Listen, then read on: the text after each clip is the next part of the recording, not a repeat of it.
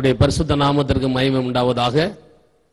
Tamil Nadu அசெம்பிளிஸ் of God சபையில் வழங்கும் வாழ்வு தரும் இயேசு என்ற நிகழ்ச்சிக்கு உங்களை அன்போடு அழைக்கிறோம். இந்த நிகழ்ச்சியை நீங்கள் தொடர்ந்து பாருங்கள். இந்த நிகழ்ச்சியானது கண்டிப்பாக உங்களுடைய வாழ்க்கையில் ஒரு மறுமலர்ச்சியை உண்டாக்கும். இந்த நிகழ்ச்சியானது உங்களுடைய வாழ்க்கையில் ஒரு விடுதலையை தரும். இந்த நிகழ்ச்சியானது உங்களுடைய வாழ்க்கையில் இருக்கிற சாபங்களை மாற்றும். இந்த நிகழ்ச்சியானது தேவனுடைய ராஜ்யத்திற்கு உங்களை கொண்டு செல்லும். கவனத்துடன் கேளுங்கள். கர்த்தருடைய ஆசீர்வாதத்தை பெற்றுக் கொள்ளுங்கள்.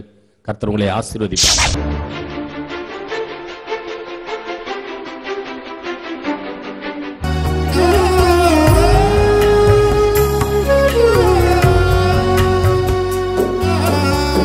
சொத்து சுகம் இருந்தாலும் வீடு நிலம் இருந்தாலும் உங்க கிருபை மட்டும் இல்லைன்னா வேஸ்ட். உங்க தயவு மட்டும் இல்லைன்னா வேஸ்ட். உங்க கிருபை மட்டும் இல்லைன்னா வேஸ்ட். உங்க தயவு மட்டும் இல்லைன்னா வேஸ்ட். ஆராதனை ஆராதனை உமக்குத்தானே, முழு உள்ளத்தோடு உமக்குத்தானே. ஆராதனை ஆராதனை உமக்குத்தானே, முழு உள்ளத்தோடு உமக்குத்தானே.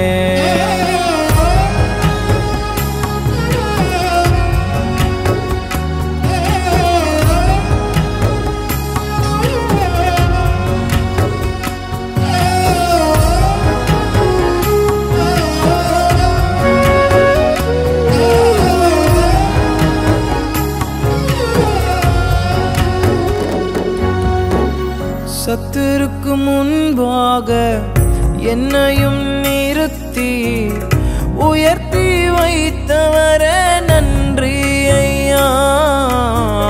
சத்துருக்கு முன்பாக என்னையும் நிறுத்தி உயர்த்தி வைத்தவரே நன்றி ஐயா. தலையை என்னை நாள் அபிஷேகம் செய்கின்றீர். தலையை என்னை நாள் அபிஷேகம் செய்கின்றீர். கிருப தந்தவரே நன்றி ஐயா. என்ன உயர்த்தி வைத்தவரே நன்றி ஐயா. உங்க கிருப மட்டும் இல்லைன்னா வேஸ்ட். உங்க தயவு மட்டும் இல்லைன்னா வேஸ்ட். உங்க கிருப மட்டும் இல்லைன்னா வேஸ்ட். உங்க தயவு மட்டும் இல்லைன்னா வேஸ்ட்.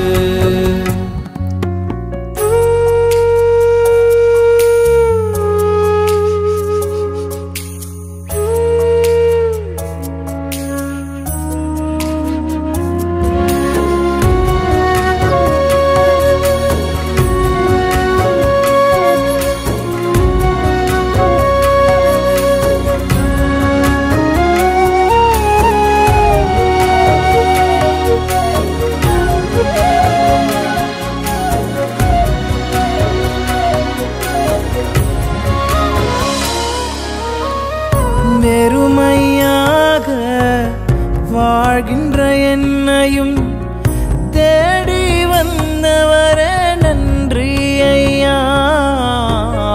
வெறுமையாக வாழ்கின்ற என்னையும் தேடி வந்தவரே நன்றி ஐயா.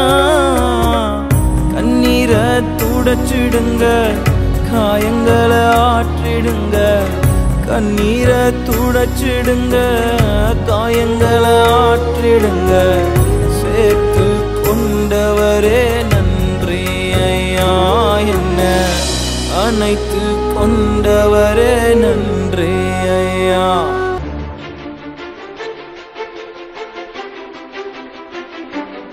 ஆண்டவராகிய இயேசு கிறிஸ்துவின் இனிய நாமம் மகிமைப்படுவதாக.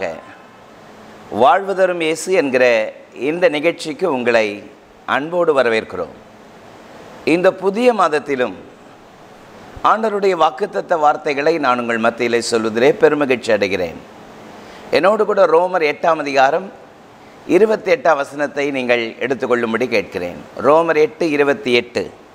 அன்றியும் அவருடைய தீர்மானத்தின்படி அழைக்கப்பட்டவர்களாய் தேவனிடத்தில் அன்பு கூறுகிறவர்களுக்கு சகலமும் நன்மைக்கு ஏதுவாக நடக்கிறது என்று அறிந்திருக்கிறோம்.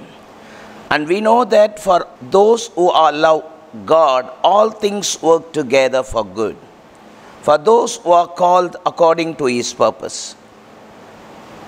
அவருடைய தீர்மானத்தின்படி அழைக்கப்பட்டவர்களாய் தேவனிடத்தில் அன்பு கூறுகிறவர்களுக்கு சகலமும் நன்மைக்கு ஏதுவாக நடக்கிறது என்று அறிந்திருக்கிறோம். சகலமும் நன்மைக்கு ஏதுவாக நடக்கிறது என்று அறிந்திருக்கிறோம் என்று பவுல் ரோம திருச்சபைக்கு இந்த வார்த்தைகளை ஆலோசனையாக சொல்வதற்காக நான் கர்த்தரை ஸ்தோத்திரிக்கிறேன்.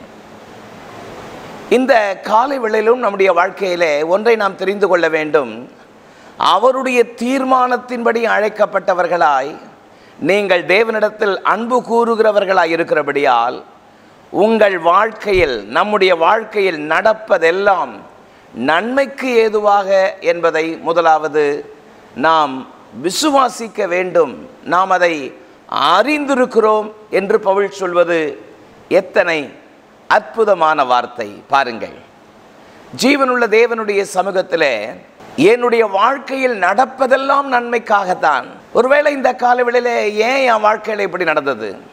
நான் கர்த்தரை நேசிக்கிறேன், கர்த்தரோடு இருக்கிறேன், ஆலயத்திற்கு ஒழுங்காக செல்கிறேன், கர்த்தருக்காக ஊழியம் செய்கிறேன், ஆனால் என் வாழ்க்கையில் நான் விரும்பாத காரியம், எனக்கு பிடிக்காத காரியம் ஏன் என் வாழ்க்கையில் நடந்தது என்று சோர்ந்து போய் முடங்கி போய் சில நேரத்தில் விசுவாசத்தை விட்டே வழி விலகி போய் எவ்வளவு நாட்களாய் நாங்கள் ஜெபித்தோம், எத்தனை மாதங்களாக ஜெபித்தோம், ஆனால் நாங்கள் விரும்பாத காரியம் ஏன் நடந்தது என்று சொல்லி சோர்ந்து போய் நம்முடைய வாழ்க்கையில் முடங்கி போயிருக்கலாம்.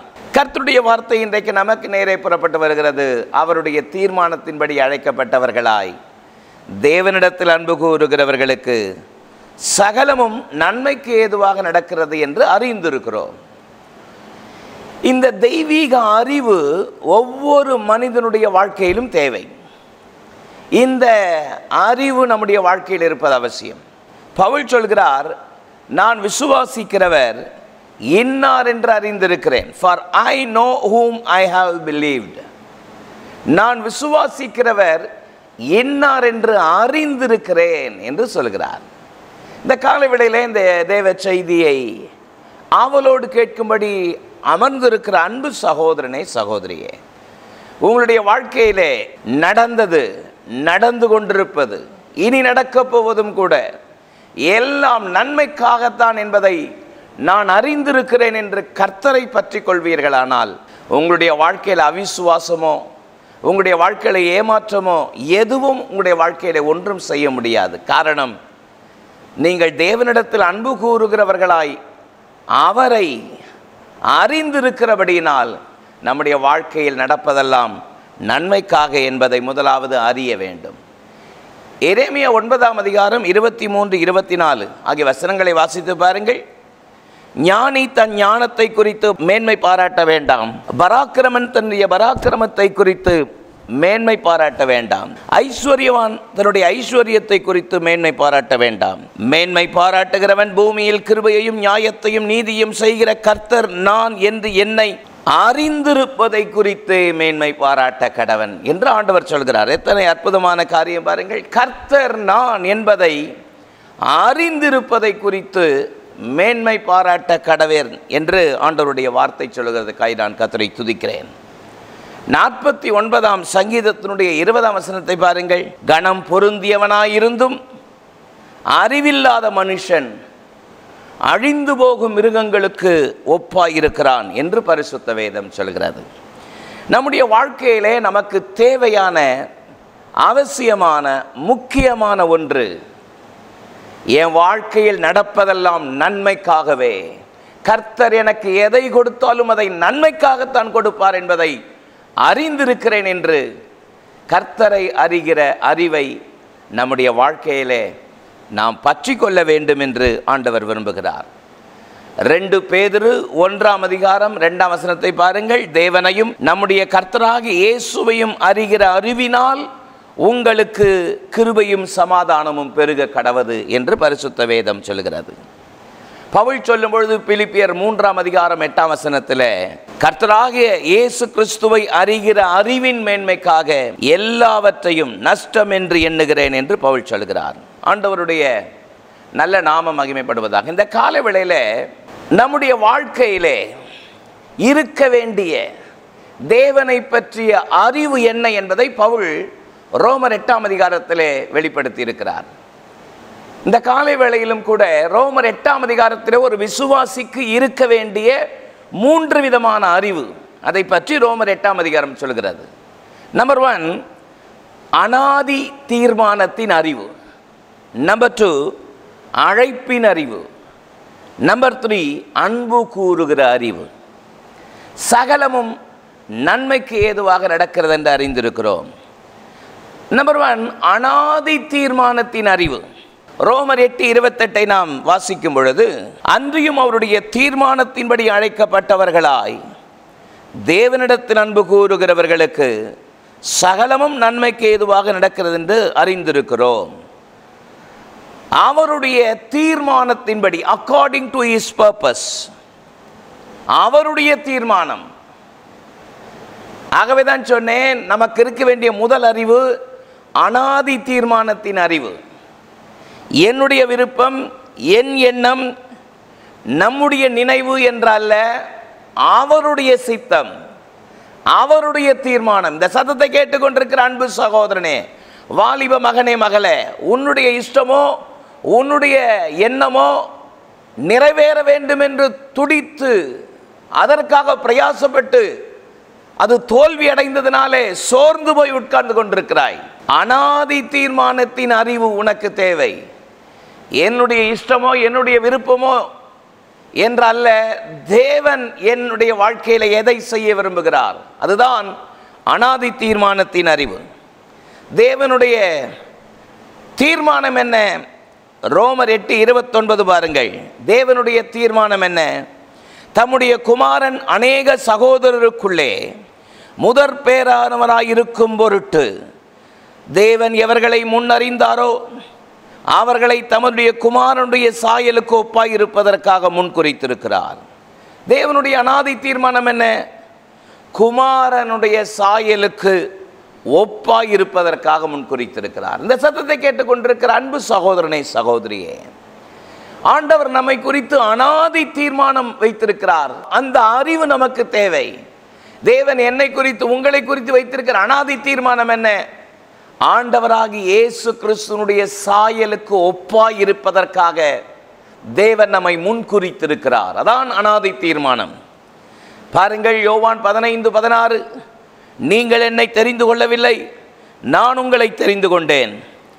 நீங்கள் என் நாமத்தினாலே பிதாவை கேட்டுக்கொள்வது எதுவோ அதை அவர் உங்களுக்கு கொடுக்கத்தக்கதாக நீங்கள் போய் கனி கொடுக்கும்படி, உங்கள் கனி உங்களில் நிலைத்திருக்கும்படி நான் உங்களை ஏற்படுத்தினேன். நீங்கள் என்னை தெரிந்து கொள்ளவில்லை, நான் உங்களை தெரிந்து கொண்டேன். You did not choose me, but I chose you and appointed you. எத்தனை அற்புதமான தீர்மானம் பாருங்கள். தேவன் நம்மை தெரிந்து கொண்டார். தேவன் அவருடைய மகனாக, மகளாக நம்மை தெரிந்து கொண்டார். ஆக தேவனுடைய தீர்மானம் என்ன? குமாரனுடைய சாயலுக்கு ஒப்பாய் இருப்பதற்காக தேவன் என்னை முன்குறித்திருக்கிறார் என்கிற வைராக்கியம் நம்முடைய வாழ்க்கையிலே நமக்குள்ளே இருப்பது அவசியம். இந்த சத்தத்தை கேட்டுக்கொண்டிருக்கிற வாலிப மகனே, வாலிப மகளே, ஆண்டவர் அவருடைய தீர்மானத்தின்படி என்னை அவர் அழைத்ததற்கு ஒரு நோக்கம் உண்டு. ஆண்டவராகிய இயேசு கிறிஸ்துவினுடைய சாயலுக்கு ஒப்பாய் இருப்பதற்காக நான் தெரிந்து கொள்ளப்பட்டவன் என்கிற அறிவு முதலாவது நமக்கு இருக்க வேண்டும். ஆகவேதான் யோவான் 17 நீங்கள் வாசித்து பார்ப்பீர்களானால் கிட்டத்தட்ட 7 முறைக்கு மேலே ஆண்டவராகிய இயேசு சொல்கிறார், நான் உலகத்தான் அல்லாதது போல இவர்களும் உலகத்தார் அல்ல. இந்த சத்தத்தை கேட்கிற வாலிபனே, வாலிப மகளே, நீ உலகத்தான் அல்ல, உலகத்திற்குரியவன் அல்ல, நீ தேவனுக்காக தெரிந்து கொள்ளப்பட்டவன், அவருடைய குமாரனுடைய சாயலுக்கு ஒப்பாய் இருப்பதற்காக தெரிந்து கொள்ளப்பட்டவன். அதுதான் தேவனுடைய தீர்மானம். 1 யோவான் 3ஆம் அதிகாரம் 2ஆம் வசனம் பாருங்கள். பிரியமானவர்களே, இப்பொழுது தேவனுடைய பிள்ளைகளாய் இருக்கிறோம், இனி எவ்விதமாய் இருப்போம் என்று இன்னும் வெளிப்படவில்லை. ஆகிலும் அவர் வெளிப்படும் பொழுது அவர் இருக்கிற வண்ணமாகவே நாம் அவரை தரிசிப்பதினால் அவருக்கு ஒப்பாய் இருப்போம் என்று அறிந்திருக்கிறோம். பாருங்கள், 1 யோவான் 3:3 சொல்கிறது, அவர் மேல் இப்படிப்பட்ட நம்பிக்கை வைத்திருக்கிற எவனும் அவர் சுத்தமுள்ளவராய் இருக்கிறது போல தன்னையும் சுத்திகரித்துக் கொள்கிறான். அதுதான் அனாதி தீர்மானம். இந்த சத்தத்தை கேட்கிற சகோதரனே, சகோதரியே, ஆண்டவர் நம்மை தெரிந்து கொண்டதற்கு, முன் குறித்ததற்கு ஒரு நோக்கம் ஒன்று உண்டானால் அவருடைய குமாரனுடைய சாயலுக்கு ஒப்பாய் இருப்பதற்காகத்தான் உங்களையும் என்னையும் கர்த்தர் தெரிந்து கொண்டார். அல்லேலூயா. இக்காலத்து பாடுகள் இனிவரும் மகிமைக்கு ஒப்பிடத்தக்கவைகள் அல்ல என்ற வார்த்தையின்படி நம்முடைய வாழ்க்கையிலே தேவ சமூகத்தை நோக்கி நாம் அவருடைய குமாரனுடைய சாயலுக்கு ஒப்பாய் இருப்பதற்காக தெரிந்து கொள்ளப்பட்டோம் என்பதை அறிந்து கொள்ள வேண்டும். 40 நாள் உண்டு நினிவே கவிழ்க்கப்படும் என்ற வார்த்தை சொன்ன பொழுது, நினிவே மக்கள் மனம் திரும்பின பொழுது கர்த்தர் மனஸ்தாபப்பட்டு அவர்கள் மேல் செய்ய நினைத்திருந்த தீங்கை செய்யாதபடி ஆண்டவர் மனம் இறங்கினார். ஆனால் யோனாவோ, நான் சொன்ன வார்த்தை நிறைவேறவில்லையே என்று சொல்லி தனக்கு மேலிருந்த ஆமணக்கு செடியின் நிழலில் போய் சுருண்டு படுத்து கொண்டான். ஆண்டவர் ஆமணக்கை அழிக்கும்படி ஒரு புழுவுக்கு, பூச்சிக்கு கட்டளையிட்ட பொழுது ஆமணக்கு அழிந்து மாண்டினது. ஆமணக்குக்காக மனஸ்தாபப்படுவது நல்லதா, நல்லதோ என்று ஆண்டவர் கேட்டார். பாருங்கள், அழிந்து போகிற ஆத்துமாவை குறித்து அவனுக்கு பாரம் இல்லை. இந்த காலை வேளையிலும் ஆண்டவருடைய அனாதி தீர்மானம் என்ன? அவருடைய குமாரனுடைய சாயலுக்கு ஒப்பாய் இருப்பதற்காக. அல்லேலூயா. ஆகவே தான் சொன்னேன், அனாதி தீர்மானத்தின் அறிவு நம்பர் 1. நம்பர் 2, அழைப்பின் அறிவு. ரோமர் 8ஆம் அதிகாரத்தினுடைய 30ஆம் வசனத்தை நான் உங்களுக்காக வாசிக்கிறேன். எவர்களை முன் குறித்தாரோ அவர்களை அழைத்தும் இருக்கிறார், எவர்களை அழைத்தாரோ அவர்களை நீதிமான்களும் ஆக்கியிருக்கிறார், எவர்களை நீதிமான்களாக்கினாரோ அவர்களை மகிமைப்படுத்தியும் இருக்கிறார். நம்முடைய வாழ்க்கையில் இருக்க வேண்டிய 2வது அறிவு அழைப்பின் அறிவு.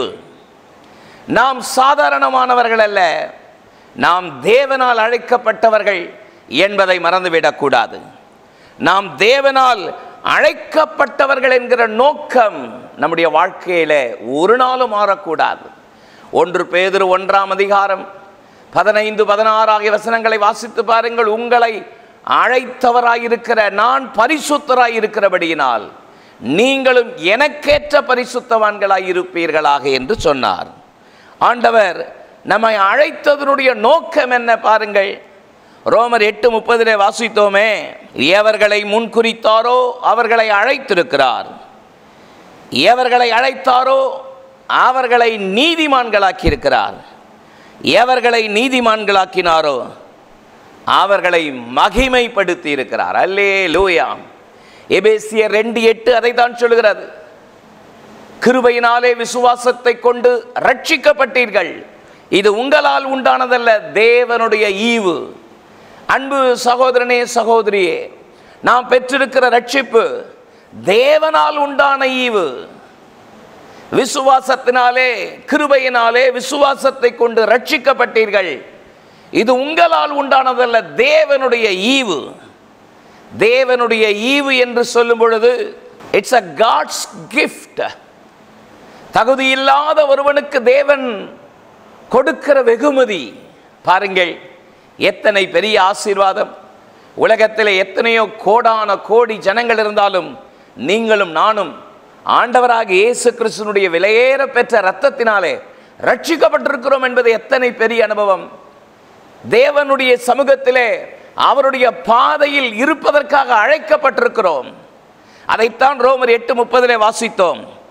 எவர்களை முன் குறித்தாரோ அவர்களை அழைத்திருக்கிறார், எவர்களை அழைத்தாரோ அவர்களை நீதிமான்களாக்கி இருக்கிறார், எவர்களை நீதிமான்களாக்கினாரோ அவர்களை மகிமைப்படுத்தி இருக்கிறார். ஆமென். ஆக தேவனுடைய அழைப்பின் நோக்கம் என்ன? உங்களையும் என்னையும் மகிமைப்படுத்த வேண்டும் என்பதுதான் தேவனுடைய எதிர்பார்ப்பாய் இருக்கிறதே.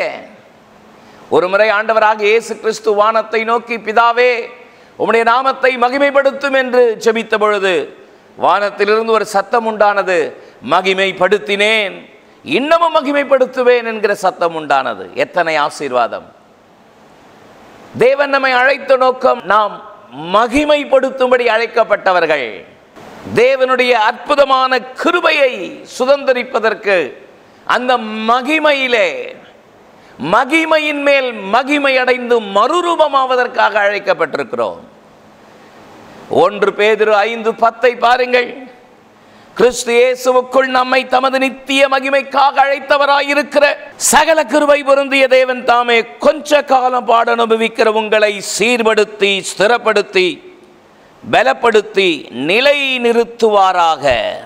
And after you have suffered a little while, the God of all grace who has called you to his eternal glory in Christ, தமது நித்திய மகிமைக்காக அழைத்தவராயிருக்கிற சகல கிருபை பொருந்திய தேவன். எத்தனை ஆசீர்வாதம்! நீங்களும் நானும் சாதாரணமானவர்கள் அல்ல, தமது நித்திய மகிமைக்காக நம்மை அழைத்திருக்கிறார். அல்லேலூயா! ஆகவேதான் சொன்னேன், சகலமும் நன்மைக்கு ஏதுவாக நடக்கிறது என்பதை அறிந்திருக்கிறோம். அனாதி தீர்மானத்தின் அறிவு. நம்பர் 2, அழைப்பின் அறிவு. ஆண்டவருடைய நல்ல நாமம் மகிமைப்படுவதாக. இந்த அழைப்பின் அறிவு நமக்கு தேவை. ஆமென். 3வது, ரோமர் 8ஆம் அதிகாரத்தில் இருக்கிற 3வது, ஒரு விசுவாசிக்கு இருக்க வேண்டிய 3வது அறிவு அன்பு கூறுகிற அறிவு. தேவாதி தேவனை அன்பு கூறுகிற அறிவு. ரோமர் 8:36, கிறிஸ்துவின் அன்பை விட்டு நம்மை பிரிப்பவன் யார்? Who shall separate us from the love of Christ? கிறிஸ்துவின் அன்பை விட்டு நம்மை பிரிப்பவன் யார்? ரோமர் 5:5 சொல்கிறது, பரிசுத்த ஆவியினாலே தேவ அன்பு நம்முடைய இருதயத்திலே ஊற்றப்பட்டிருக்கிறது. ஆண்டவருடைய சமூகத்திலே நாம் அவரிடத்திலே அன்பு கூற வேண்டும் என்று தேவன் விரும்புகிறார். நாம் அவரிடத்தில் அன்பு கூற வேண்டும் என்று விரும்புகிறார். வெளிப்படுத்தல் 2ஆம் அதிகாரம் எபேசு சபையை பார்த்து ஆண்டவருடைய வார்த்தை புறப்பட்டு வந்தது. நீ ஆதியில் கொண்டிருந்த அன்பை விட்டாய் என்று உன் பேரில் எனக்கு ஒரு குறை உண்டு. இந்த சத்தத்தை கேட்கிற அன்பு சகோதரியே, கர்த்தர் உனக்கு நேரே இந்த வார்த்தை அனுப்புகிறார். நீ ஆதியில் கொண்டிருந்த அன்பை விட்டாய் என்று உன் பேரில் எனக்கு ஒரு குறை உண்டு, நீ மனம் திரும்பு என்று ஆண்டவருடைய வார்த்தை நமக்கு புறப்படுகிறதே. ஆண்டவருடைய நல்ல நாம மகிமைப்படுவதாக. லூக்கா 7ஆம் அதிகாரம் 47ஆம் வசனத்திலே, இவள் மிகவும் அன்பு கூர்ந்தாளே என்று நலதம் என்கிற தைலத்தை கொண்டு வந்து அதை உடைத்து ஆண்டவராக இயேசு கிறிஸ்துவினுடைய பாதத்திலே ஊற்றி தன்னுடைய தலைமுடியால் ஆண்டவருடைய பாதத்தை துடைத்து ஆண்டவராக இயேசு சொன்னார், சுவிசேஷம் எங்கெல்லாம் பிரசங்கிக்கப்படுமோ இவள் செய்த நற்கிரியைகள் அறிவிக்கப்படும், இவள் அதிகமாய் அன்பு கூர்ந்தாலே. இந்த காலவேளையிலே நீங்கள் ஆண்டவரிடத்தில் வைத்திருக்கிற அன்பு எப்படிப்பட்ட அன்பாய் இருக்கிறது? எபேசியர் 6:24 சொல்கிறது, நம்முடைய கர்த்தராகிய இயேசு கிறிஸ்துவினிடத்தில் அழியாத அன்புடன் அன்பு கூறுகிற அனைவரோடும் கிருபை உண்டாவதாக. அழியாத அன்பு. நீங்கள் ஆண்டவர் பேரில் வைத்திருக்கிற அன்பு அழிந்து போகிற அன்பா, அழியாத அன்பா? ரோமர் 8ஆம் அதிகாரம் 36ஆம் வசனம் பாருங்கள். கிறிஸ்துவின் அன்பை விட்டு நம்மை பிரிப்பவன் யார்? உபத்திரவமோ, வியாகுலமோ, துன்பமோ, பசியோ, நிர்வாணமோ, நாசமோசமோ, பட்டயமோ, இவைகள் எல்லாவற்றிலேயும் நாம் நம்மில் அன்பு கூறுகிறவராலே முற்றும் ஜெயம் கொள்கிறவர்களாயிருக்கிறோம். 38ஆம் வசனம் பாருங்கள். மரணமானாலும் ஜீவனானாலும் தேவதூதர்களானாலும் அதிகாரங்களானாலும் வல்லமைகளானாலும் நிகழ்காரியங்களானாலும் வரும் காரியங்களானாலும் உயர்வானாலும் தாழ்வானாலும் வேறு எந்த சிருஷ்டியானாலும் நம்முடைய கர்த்தராகிய இயேசுவின் மேலுள்ள தேவனுடைய அன்பை விட்டு நம்மை பிரிக்க மாட்டாது என்று நிச்சயித்திருக்கிறேன். பாருங்கள், எத்தனை எத்தனை அன்பு! ரோமர் 8ஆம் அதிகாரத்தில் இந்த அறிவு, கிறிஸ்துவின் அன்பை விட்டு நம்மை பிரிப்பவன் யார்? அன்பு கூறுகிற அறிவு.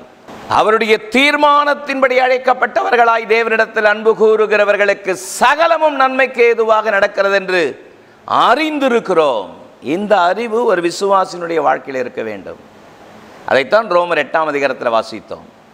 ஒரு விசுவாசிக்கு இருக்க வேண்டிய 3 விதமான அறிவு. அனாதி தீர்மானத்தின் அறிவு.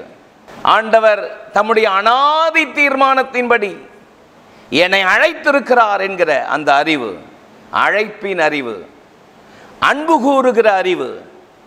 இவைகளினாலே நம்முடைய ஜீவியம் காக்கப்படுமானால் ஆண்டவருடைய வார்த்தை நமக்குள்ளே ஆணித்தரமாய் இருக்கும். ஆண்டவராக இயேசு கிறிஸ்து என் வாழ்க்கையில் எதை செய்தாலும் நன்மைக்காகவே செய்வார். நமக்குள்ளே தோல்வியோ ஏமாற்றமோ முறுமுறுப்போ ஒன்றும் வர முடியாது. காரணம், கர்த்தர் நன்மையானதை தருவார் என்று நாம் அவரை பற்றி கொள்ள முடியும்.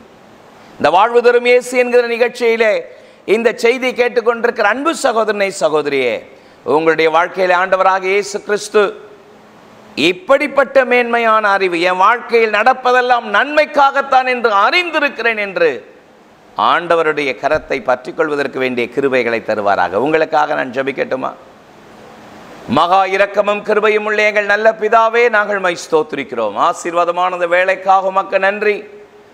வாழ்வு தரும் இயேசு என்கிற இந்த நிகழ்ச்சிக்காக உமக்கு நன்றி அப்பா. தகப்பனே, உம்முடைய சமூகத்திலே இந்த வார்த்தைகளை கேட்டு தங்களை அர்ப்பணிக்கிற நம்முடைய பிள்ளைகளுக்காக உமக்கு நன்றி.